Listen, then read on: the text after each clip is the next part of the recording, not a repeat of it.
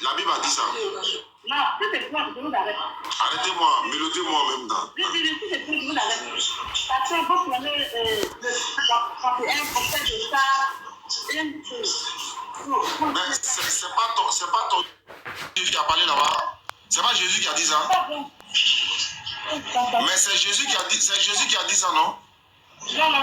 C'est pourquoi je dis la Bible est remplie. On est d'accord, mais pourquoi Jésus a dit ça alors? Pourquoi Jésus a dit ça alors? Laissez-nous là, on va vous expliquer. Bon, explique-moi, pourquoi Jésus a dit ça? Non, ne faut pas une petite partie. Donc, ici, il est en train de discuter avec une femme, il parle avec une femme et il dit à la femme que c'est ce même argument qui répète que le Dieu de la Bible ordonne de boire de l'alcool quand on a des problèmes. C'est pas bien. Et il tord le sang des versets. Maintenant, hier, Dieu merci, hier, j'ai publié sur ma page, mais je vais vous montrer encore la vidéo. Et hier, son frère, vous allez voir, son propre frère musulman va le réfuter. Voilà, son propre frère musulman va le réfuter. Voilà la vidéo là. Voilà, son propre frère musulman va le réfuter. Voilà la vidéo là. Voilà, la vidéo est là. Donc hier, ça tourne fort, hein. J'ai fait déjà 6000. Voilà, donc voilà ici, suivez cette vidéo. Vous allez voir que ce monsieur n'est pas normal. Je l'ai réfuté hier, on va suivre. Bénisse abondamment. Je vais vous donner une preuve encore que M. Oustad Diani n'est pas quelqu'un de normal. Il n'est pas quelqu'un de correct. C'est un pur manipulateur. Et il va être réfuté par son propre frère musulman, propre dictateur musulman. Donc on va écouter sa première vidéo. Dans Proverbe 31, verset 6-7, la Bible déclare que quelqu'un qui a des problèmes doit boire de l'alcool pour oublier ses problèmes. Nous disons non, c'est pas possible. La Bible a dit ça. Tu peux vérifier avec moi. Proverbe 31, verset 6-7. Tu sors le verset et tu vérifies. Ça ne sert à rien de mentir si un pasteur, parce que même aucun pasteur n'a pu m'expliquer. Et il dit, ça ne sert à rien de mentir si un pasteur, alors que tu entends de mentir. Aucun pasteur n'a pu l'expliquer. On continue. Donc, il est en face de deux femmes qu'il veut introduire dans l'islam. Même pour les introduire dans l'islam, au lieu de leur présenter les bienfaits de l'islam, les bienfaits de sa religion, il faut qu'il mente sur la Bible. Oui. On continue.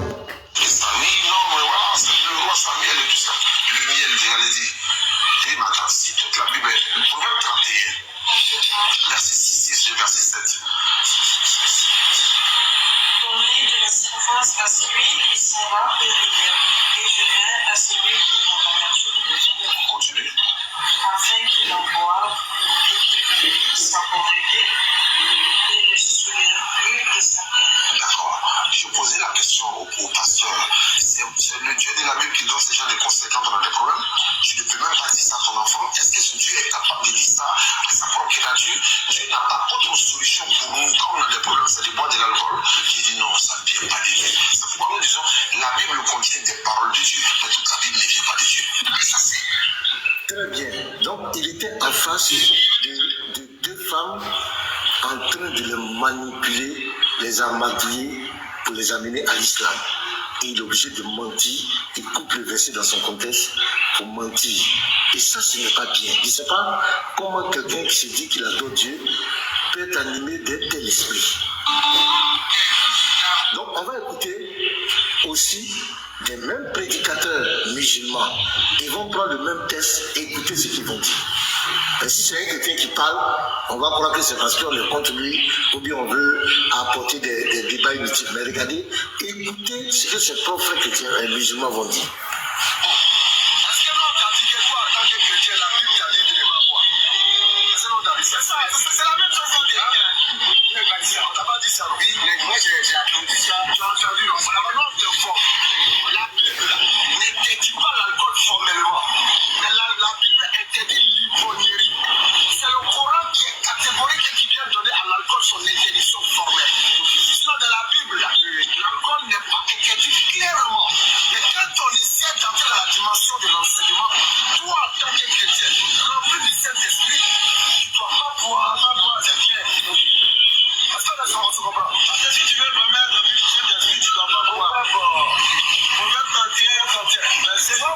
censé la réalité. En fait, il y a une sagesse qu'on nous tire. Je répète, interdiction formelle de l'alcool n'est pas biblique. Mais c'est l'ivrognerie qui est interdite dans l'alcool, dans la Bible. Parce qu'il y a des versets bibliques où quand tu bois du vin, Dieu dans son cœur, il est content. Ça, c'est dans la Bible. Maintenant, qui sont ceux qui doivent boire en réalité? Proverbe 31 va me donner un mot. Même 31 à partir du verset 4. Écoute, ce n'est point au roi, ce n'est point au roi le miel, ce n'est point au roi de boire du vin. Pourquoi le roi ne doit pas boire le vin? Parce que le roi est une autorité qui a été établie par Dieu. Et lorsqu'une autorité est établie par Dieu, elle se doit d'être sage dans ses décisions. Allons-y. Dis au prince de rechercher des liqueurs fortes. Le prince qui est l'héritier du roi, lui aussi doit s'abstenir parce qu'ils ont une certaine autorité. Allons-y. Le printemps buvant, il oublie la loi. Il oublie la loi de Dieu. Et ne reconnaissent les droits de tous les malheureux. Donc, quand il sera triste, il va foutre la merde, il va tout mélanger. Donc, lui là, celui que Dieu a établi, celui-ci qui la loi de Dieu plane, celui qui dit être crédible et croyant en Dieu, qui suit la loi de Dieu, celui-là, il ne doit pas boire. Parce que c'est un homme juste. Mais qui doit boire? Donner des liqueurs fortes à celui qui périt. Là, qui est destiné à la perdition. À celui qui périt. À celui qui périt. Et tu veux. À celui qui a la l'amertume dans l'âme. C'est-à-dire lui qui a la l'amertume dans l'âme. Au lieu de se confier à Dieu, il s'en d'abord ma vie. Et puis il faut boire. Quand il va se réveiller, le problème là est fini. Donc Dieu dit à ceux-là, comme leur recours, leur soutien, ce n'est pas moi, donnez-leur l'alcool au cas boire. Pourquoi? Continue. Qu'il boive et oublie sa pauvreté. Qu'il boive et oublie sa pauvreté. Est-ce que poisson peut pas oublier pauvreté? Non, jamais. Donc Dieu a donné, il y a une sagesse de gars. Toi, en tant que croyant, tu dois te considérer comme une autorité établie de Dieu. Tu n'as pas droit à l'alcool. Donc il y a une sagesse derrière. C'est pas interdit. Non. Donc c'est clair, Benislam vient de réfuter clairement Oustad Diané dans sa manipulation. Il était devant deux femmes, il fallait manipuler. Comme d'habitude on vous dit, il faut mentir, il faut traverser les versets bibliques pour appeler les gens à sa foi. Et ça ce n'est pas bien. Mais Benislam vient de lui donner un enseignement et je crois qu'il va se ressaisir. Partagez massivement. Shalom. Shalom à tous que Dieu. Donc, merci. Donc, allez-y sur ma page et puis allez-y partager, allez-y liker, allez-y commenter. Voilà, parce que c'est très grave. C'est très grave ce que ce monsieur fait. Quand je vous dis tout que c'est un manipulateur, et on va voir, après ça, on va voir Benislam, on va voir ce qu'il a dit. Hein. Après que je vais publier la vidéo, il va cautionner. Il va cautionner que c'est que... D'abord la vidéo là. On m'a envoyé ça, il est partagé. Benislam, il ne va pas nier les faits, il va reconnaître que vraiment, il a bien réfuté son gars. Mais regardez, vous allez entendre ce qu'il va dire. Attends, voilà ça ici, voilà. Voilà, donc, ça c'est après que j'ai fait la vidéo, il a vu la vidéo puisque je l'ai tagué. On va l'écouter, Benislam lui-même. Voilà. Donc, on dit c'est pas interdit, voilà mamie l'auto. Voilà les conséquences de Madame Miss là, c'est ce qui est là. Voilà ça qui est là. Alors, je suis tombé sur une vidéo du pasteur de la Wikigang. Donc, ils reconnaissent que nous maîtrisons la Bible, que nous la connaissons et que nos explications sont justes. Mais puisque ça ne les arrange pas, il faut qu'ils nous contestent. Mais aujourd'hui, je suis tombé sur la vidéo, le pasteur de la Wikigang était en train de prendre la vidéo d'un frère et après il a pris notre vidéo et puis il dit, bon, regardez, c'est Benislam même qui va expliquer. Et on fait la démonstration sur un verset et puis vous voyez, c'est clair. Hein? Donc vous reconnaissez que nous on maîtrise la Bible et puis vous refusez quand on vous donne des explications. Vous refusez qu'on vous donne des explications sur Proverbe 31, sur l'alcool. Il a accepté que oui, Benislam a te montrer le verset, et puis il a expliqué le verset, et puis il a une explication claire. Il a dit, ah, donc vous savez que nous savons. Vous savez que nous connaissons. Donc vous faites exprès. Je ne vais pas rentrer dans les détails, je n'ai pas envie de jouer la vidéo, parce qu'il y a des éléments qu'il a mis dedans. Enfin bref. Donc pour dire qu'ils savent que nous connaissons. Ils savent ça. Donc, Ben Islam, nous là, nous sommes des gens honnêtes. Nous ne sommes pas des malhonnêtes. Si tu as dit la vérité, même que tu sois musulman, si tu as pris un verset de la Bible et que tu l'as interprété normalement, nous les chrétiens, on va dire que tu as interprété normalement. Mais si tu as tordu le sens du verset, on va te dénoncer. Voilà. Donc ça, comme tu avais menti, tu avais dit que c'est Israël, et comment on l'appelle, que c'est, comment on l'appelle, attends, je vais montrer sa vidéo là, où il avait menti que c'est l'héritier d'Abraham, c'était Ismaël. Moi, je l'ai corrigé. Je vais vous montrer ça. Mais là, tu n'as pas dit la vérité. Le jour où tu dis la vérité, nous, on va dire que tu as dit la vérité. Pour Ben Islam, là, pour Diané, là, en tout cas, tu l'as bien réfuté. Et là, nous sommes d'accord avec toi. Voilà la vidéo ici. Voilà, c'est la vidéo qu'elle a. Ici, tu as menti. Là, je t'ai corrigé. Ben ici, tu n'as pas dit la vérité. Le jour où tu dis la vérité, j'ai dit Ben Islam, tu as dit la vérité. Donc, pour Proverbe 31, le verset 1 jusqu'au verset 8, là, tu as donné une explication claire. C'est Diané qui a menti. Diané coupe le verset 6 à 7 et puis il ment. Il dit que le Dieu de la Bible ordonne de boire de l'alcool lorsqu'on a des problèmes. Mais toi, là, tu as été lucide. Tu as compris le fond du verset. Tu as été honnête. Donc, moi, normalement, tu dois savoir que tu dois dire vraiment, ce pasteur-là, ce n'est pas un fanatique. Non, que si j'ai fait du bien, il reconnaît. Mais ici, là, tu as menti. Je vais jouer. Regardez, il a menti ici. Que sans la manipulation, sans tronquer les histoires, sans le mensonge, la dawa des prédicateurs musulmans ne peut jamais exister, ne peut jamais prospérer. Ces personnes, quand vous les écoutez, c'est le mensonge.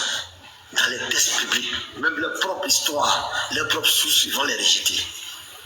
Nous allons voir cette vidéo. Et vous allez comprendre ce que je dis. Regardez. Son héritier, c'est Ismaël. Abraham, selon les chrétiens qui dissocient Abraham d'Abraham, ils sont en train de nous informer que l'héritier d'Abraham, c'est Ismaël. Ça ne peut jamais être Isaac, ça c'est un. L'héritier d'Abraham, c'est Ismaël, ça ne peut jamais être Isaac. Voici des gens qui viennent sur les réseaux sociaux qui font des déclarations comme cela, dans l'objectif de manipuler la masse, de tromper les histoires, de tromper les gens. Pourquoi des gens qui prétendent prêcher la vérité peuvent manipuler les gens? Il faut toujours tromper les histoires. On va lire les versets. Dans Genèse 25, verset 5 à 6 que je lis. Abraham donna tous ses biens à Isaac. Il fit des dons aux fils de ses concubines. Et tandis qu'il vivait encore, il les envoya loin de son fils Isaac, du côté de l'Orient, dans le pays d'Orient. Je pose une question simple. Vous allez me répondre en commentaire. Quand un père lègue tous ses biens à son enfant, cet enfant est quoi pour lui? Quand un père donne tous ses biens à l'un de ses enfants, cet enfant est quoi pour lui? Partagez massivement. Shalom. Donc ici, je suis honnête. Ici, tu as menti. Tu as dit que l'héritier d'Ismaël, l'héritier d'Abraham, c'était Ismaël. Ça n'a jamais été Isaac. Alors quand on prend Genèse 25, verset 5 à 6, Abraham a donné tous ses biens à Isaac. C'est lui qui est son héritier. Héritier spirituel comme héritier physique. Il lui a donné tous ses biens. Donc là, tu as menti. Et si tu as menti ici, je dis que tu as menti. Mais pour Proverbe 31, le verset 1 à 7 à 8, tu as dit la vérité. Tu as interprété normalement. Tu n'as pas menti. Donc là, je t'avoue, je dis oui que ce que tu dis c'est vrai. C'est Diané qui a menti. Quand Diané dit que, comment on appelle, que le Dieu de la Bible ordonne de boire de l'alcool lorsqu'on a des problèmes, c'est un dénigrement, c'est un blasphème, c'est un mensonge.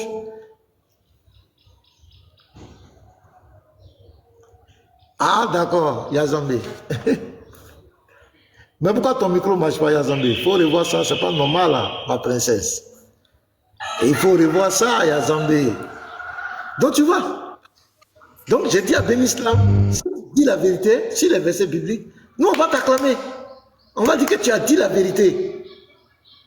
Mais si tu tords, la preuve tu as vu, ici là, tu as menti.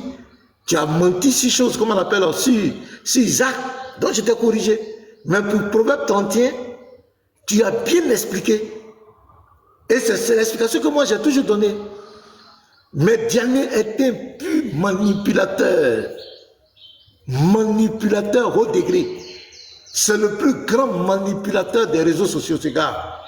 Je vous dis la vérité. Et vous, ça, vous avez vu combien de fois on l'a réfuté, le mensonge. Il a menti sur Jésus, il a menti sur la Bible. C'est extraordinaire. Je me pose la question, comment quelqu'un qui dit qu'il adore Dieu, comment quelqu'un qui dit il suit le véritable Dieu, peut manipuler les gens pour les faire rentrer dans sa religion?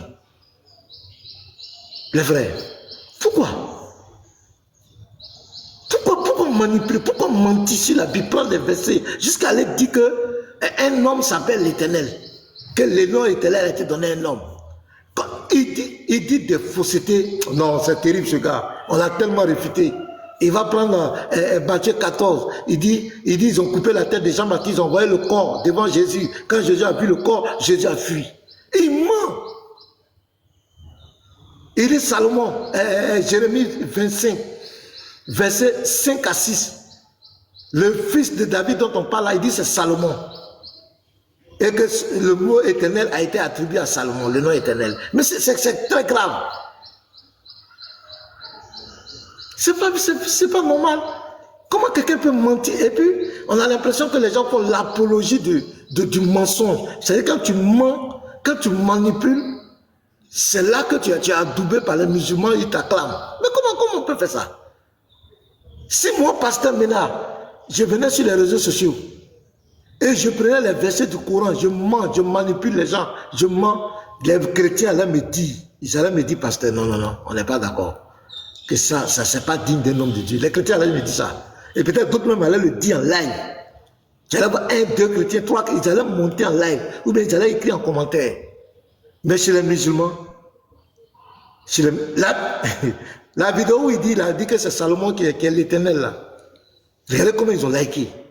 Ah, oui, longue vie à toi, Machallah, Atakbi, parce que les gens ne veulent pas la vérité. Ils s'en foutent de la vérité. S'il faut utiliser le mensonge, s'il faut utiliser la manipulation pour défendre les religions, ils sont bien. Mais un Dieu qui agrée de la manipulation, un Dieu qui agrée le mensonge pour s'imposer, ne peut pas venir de Dieu. Car la Bible dit, il est impossible que Dieu mente. Dieu ne peut pas soutenir le mensonge. Mais je suis trop menti. Allez sur ma page, regardez les réfutations. Allez sur Facebook, TikTok, regardez les réfutations, c'est pratiquement lui. Il a trop menti. Il ment comme il respire, les frères. Comment tu peux dire Proverbe 31, verset 6 à 7, le Dieu de la Bible ordonne de boire de l'alcool quand on a des problèmes. C'est où Dieu a dit ça? Pourquoi tu fais ça? Pourquoi il fait ça? Pourquoi il fait ça? Et il dit, au commencement était la parole était avec Dieu, la parole était Dieu. C'est écrit, il dit non, lui n'est pas d'accord. Oui, ça ne va pas.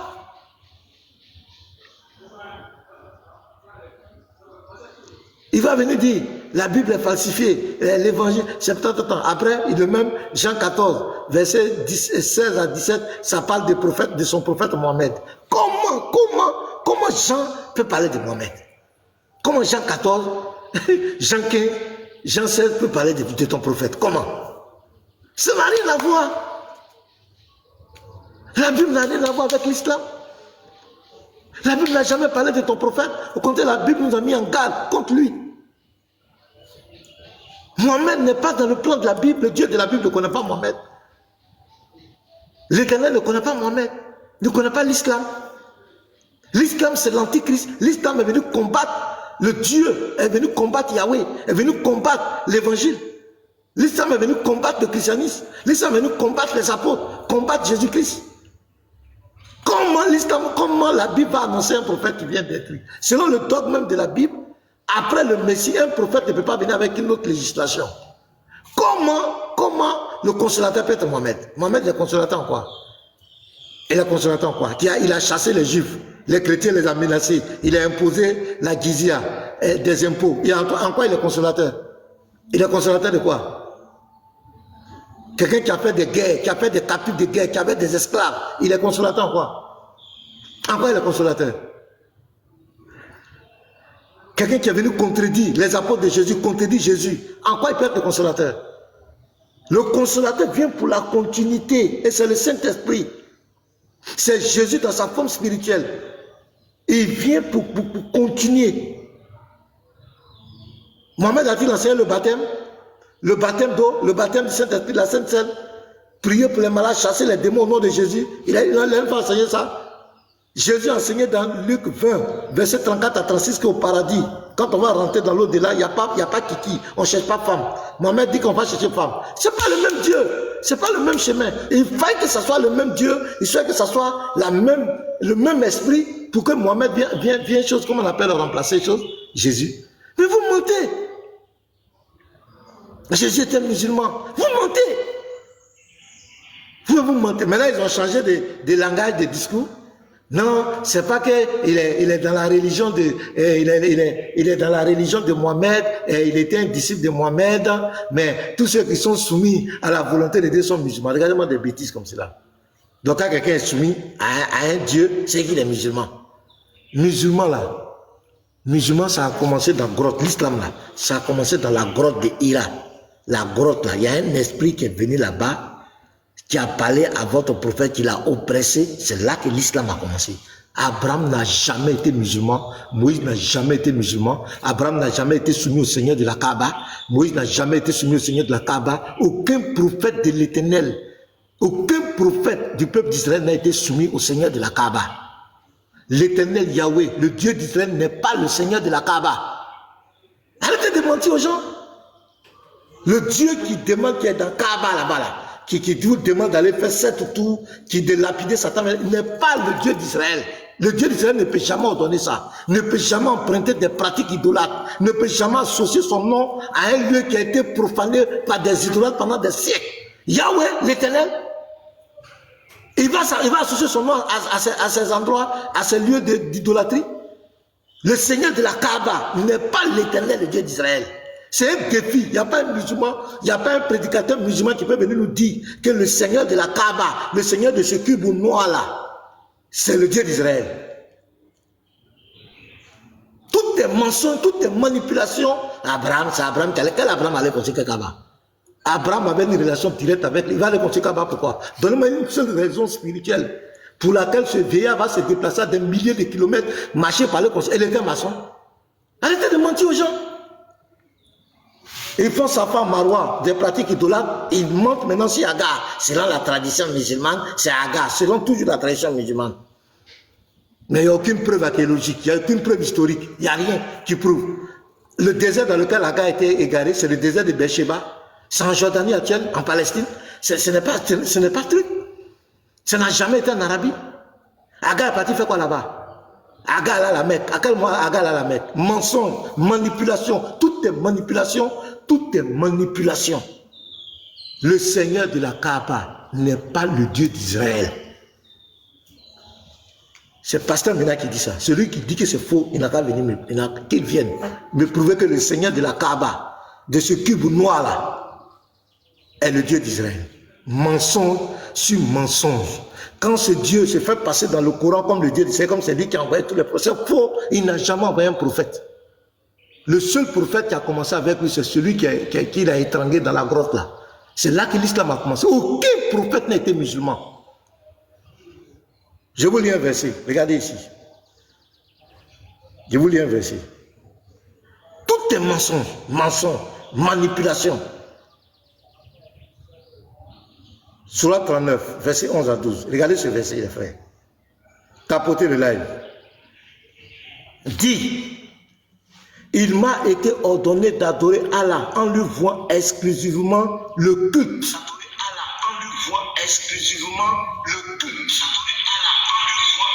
Adam.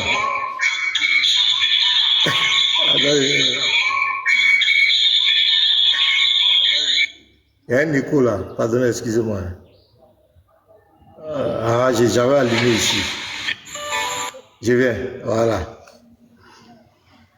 Voilà. Voilà, je reviens. Pardonnez. Voilà, écoutez-moi très bien le verset. Voilà ici. Sourate 39, verset 11 à 12. Dit, il m'a été ordonné d'adorer Allah en lui vouant exclusivement le culte. Le culte. Et il m'a été ordonné d'être le premier des musulmans. Il y a un mot qui nous interpelle ici. Le culte. Voilà. En dehors des bavadailles, celui qui est soumis à Dieu, c'est qu'il aime. C'est faux. C'est pas vrai. Les Zoroastres, ils sont soumis à Ahura Mazda. Est-ce qu'ils sont musulmans? Les Hébreux sont soumis à Yahweh. Est-ce qu'ils sont musulmans? Je peux dire que ce téléphone-là, c'est mon Dieu. Je suis soumis à ce téléphone. Est-ce que je suis musulman? Le musulman, là, c'est celui qui est soumis au Seigneur de la Kaaba. Le Dieu anonyme qui a caché son identité. Maintenant, on parle du culte. On lui voit exclusivement le culte. C'est le culte qui fait de toi un musulman. Le culte. Le culte, c'est quoi? Il faut faire des prières en arabe, en récitant les versets du Coran, en arabe, en se dirigeant vers la Kaaba. Écoutez très bien. En faisant ces ablutions, les trucs, les rites que vous connaissez là. Voilà. L'adoration en arabe, étant en direction de la Kaaba, étant les pratiques ramadan, les sacrifices de Tabaski. C'est ça qui fait de toi un musulman, adepte de Mohamed. Moïse n'a jamais fait ce culte-là. Abraham n'a jamais fait ce culte. Abraham était soumis à l'Éternel, le Dieu d'Israël. Abraham n'était pas soumis au Seigneur de la Kaaba. Moïse était soumis à Yahweh. Quand il lui a demandé son nom, il a cité le tétragramme. Il n'a pas dit je m'appelle Allah. Moïse n'a jamais pratiqué ça. Et puis regardez mes frères. Donc je parle du culte. Vous connaissez le culte des musulmans? Le culte. Il faut réciter les versets du Coran forcément en arabe, en direction de la Kaaba, les ablutions, le laver les narines, les trucs. Tous ces rites que vous connaissez là. C'est ça qui est le culte.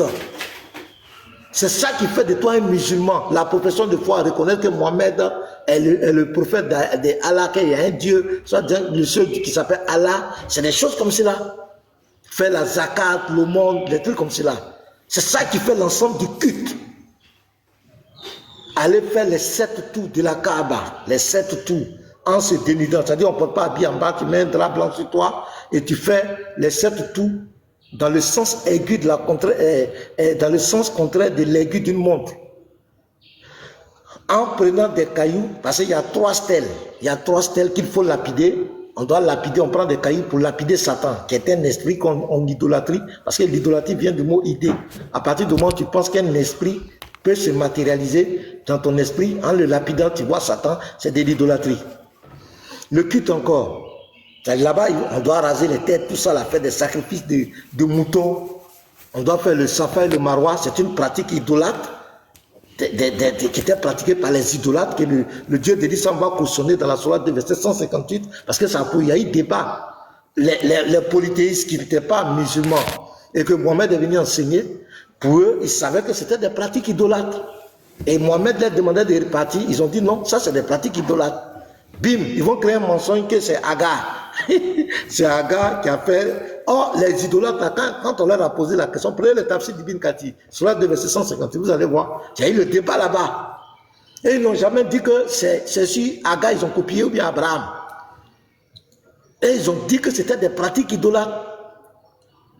Mais pourquoi Allah demande de pratiquer ça? Donc voilà le culte, les 7 tours là, entre le Safa et Marwa, les 7 tours autour du cube. aller embrasser, mettre sa tête dans un cul pour embrasser un caillou, une pierre. C'est tout ça qui est le culte. Aller sur le tombeau de leur prophète, aller saluer Mohamed. Aller sur le mont Arafat. Tout ça, c'est ça qui est le culte. C'est des choses comme cela. C'est ça qui fait de toi un musulman. Toutes ces pratiques-là. Maintenant, regardez mes bien-aimés. Depuis que Abraham est décédé, la lignée d'Abraham, les prophètes juifs, donnez-moi, ne serait-ce qu'un seul prophète, depuis des millénaires, des années, jusqu'à Jésus-Christ, donnez-moi un seul prophète qui a parlé de cet endroit, qui a parlé de ces rites-là. Donnez-moi un seul prophète qui a parlé de la Kaaba. Parce qu'ils disent que tous ces prophètes étaient des musulmans. Oh, la Kaaba, c'est le lieu le plus sacré des musulmans. Mais pourquoi Moïse n'a pas parlé de ce lieu? C'est bizarre. Abraham lui-même, là, dans la Bible, n'a jamais parlé de cet endroit. Abraham même est étonné. Abraham même est étonné quand on dit celui qui allait construire. Je vous assure qu'Abraham est étonné. Quand on ira au ciel, on va voir Abraham. Abraham a dit, mes frères, mais j'ai étonné. Le coin là, je ne connais même pas là-bas. Je n'ai jamais mis mes pieds là-bas. On dit que c'est moi qui ai construit. Ismaël même est étonné. Ils sont étonnés. Ils n'ont jamais mis les pieds là-bas. David n'a jamais parlé de cet endroit. Tous les prophètes de l'Éternel, aucun. Jésus même est venu sur la terre. On dit les musulmans, il est soumis à Allah. La femme samaritaine lui a parlé, le discours avec la femme samaritaine. Elle a dit, mais où on doit adorer? Mais si Jésus devait dire, c'est là-bas la Kaaba, c'est là-bas qu'on doit tourner la tête. Jésus a dit quoi? Ce n'est ni à Jérusalem, ni sur une montagne, mais l'heure vient où les vrais adorateurs adoreront le Père en esprit et en vérité. Jésus n'a jamais parlé de cet endroit. Jésus est parti des apôtres de Jésus. Parce qu'Allah dit dans le Coran qu'ils sont musulmans aussi. Et ils n'ont jamais parlé de cet endroit. C'est extraordinaire. Jamais parlé de cet endroit. Qu'on dit l'endroit le plus sacré. Aucun prophète de la lignée d'Abraham, des Juifs, n'a parlé de cet endroit. C'est comme si cet endroit n'a jamais existé. C'est comme si l'Éternel, le Dieu d'Israël, ne connaît pas cet endroit. Je vous assure, le Dieu d'Israël là, cet endroit-là, lui-même il est étonné. Il ne connaît pas, il n'a jamais parlé de cet endroit. Yahweh, l'Éternel n'a jamais parlé de cet endroit. Jamais. Il ne s'est jamais trompé. Un prophète de l'Éternel, les véritables prophètes de l'Éternel n'ont jamais parlé de ce lieu-là. Bim. C'est qu'un prophète, un bédouin, que l'Éternel ne connaît, ni d'Adam ni d'Ève, sort. Et puis bizarrement, bim, c'est Abraham qui a construit. Abraham va aller construire ce lieu-là. Ces rites païens, idolâtres, Abraham va cautionner ça. Abraham n'était pas un idolâtre. Abraham était un homme de foi. Il avait une relation avec son Dieu. Abraham parlait directement avec l'Éternel. L'Éternel est venu chez lui. Abraham n'a rien à voir avec cet endroit. Il faut prendre le nom d'Abraham pour coller, pour légitimer ces pratiques idolâtres. Tout est de la manipulation, mes frères. Réveillez-vous. Tout est de la manipulation. Le mensonge dans sa forme la plus perfide. Aucun prophète de la Bible n'a rien à voir avec cet endroit-là. Je vous dis la vérité, mes frères. Il faut manipuler. Parce que ces gens savent que les questions allaient se poser sur ces pratiques idolâtres. Qu'est-ce qu'ils ont fait? Ils ont pris le nom d'Abraham et de sa famille pour coller à ces pratiques idolâtres, pour les légitimer. Parce qu'ils savaient que le débat allait se lever. Et les pauvres musulmans ignorants croyaient que c'est Abraham. Il y a d'autres qui croient qu'ils sont en train d'adorer le Dieu d'Abraham. Non, on vous a trompé. C'est pas ce Dieu-là, il a caché son identité. Il a caché son identité. Et Allah veut rien dire. Allah veut dire le Dieu. Le Dieu, c'est pas le nom de quelqu'un. Comment le Dieu peut être le nom de quelqu'un? Il n'a qu'à nous dire son nom. Un vrai Dieu ne cache pas son identité. Même les faux dieux ne cachent pas leur identité.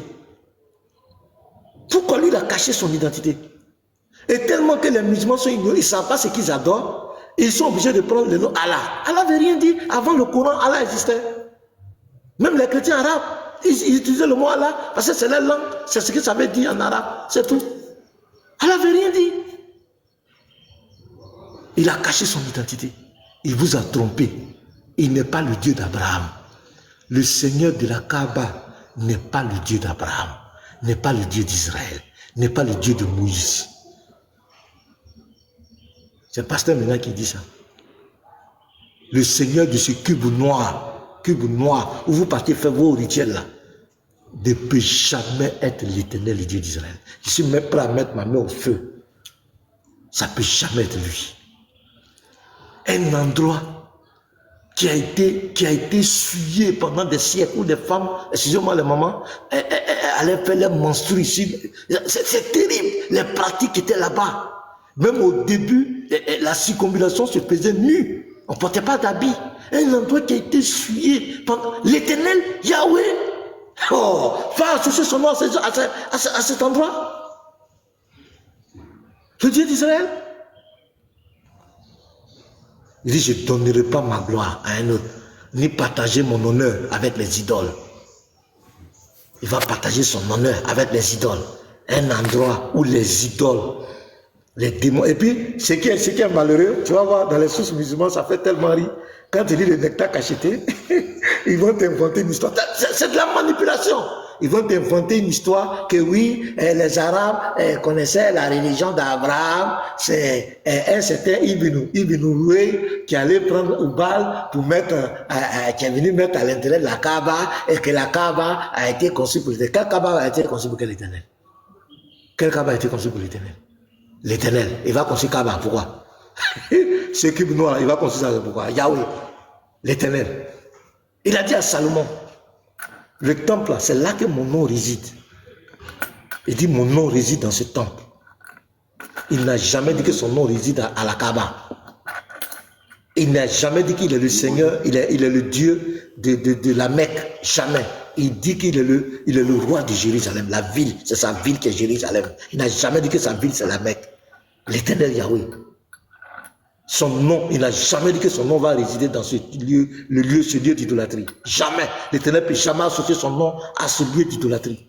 Qui a été souillé, un endroit qui a été souillé pendant des siècles par des démons, par l'idolâtrie. L'Éternel, le Dieu d'Israël, va associer son nom à ça. Jamais. Jamais de la vie. Donc, toutes les manipulations, depuis le livre de foi, depuis leurs prédicateurs, tout est de la manipulation. Mensonge, manipulation, propagande, sabotage du christianisme. Tout est de la manipulation, mes frères. Il n'y a aucun mensonge, il n'y a aucune vérité. Aucune vérité dans cette religion. Tout est de la manipulation. Tout est de la manipulation. C'est pourquoi leurs prédicateurs, leurs débatteurs ne font que mentir. Et quand ils trouvent des gens qui peuvent leur apporter du répondant, qui peuvent dévoiler les mensonges, qu'est-ce qu'il faut faire? Il faut tout faire pour se séparer de cette personne, écarter la personne. Voilà, parce que c'est des gens qui ont leurs sources, qui ont leurs tests. Ils ne peuvent pas nous mentir.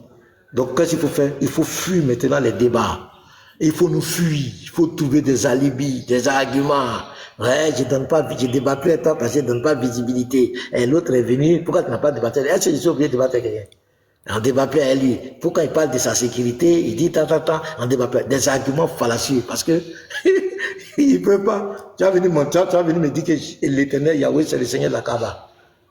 Plaisanterie. Garizim, la montagne de la bénédiction.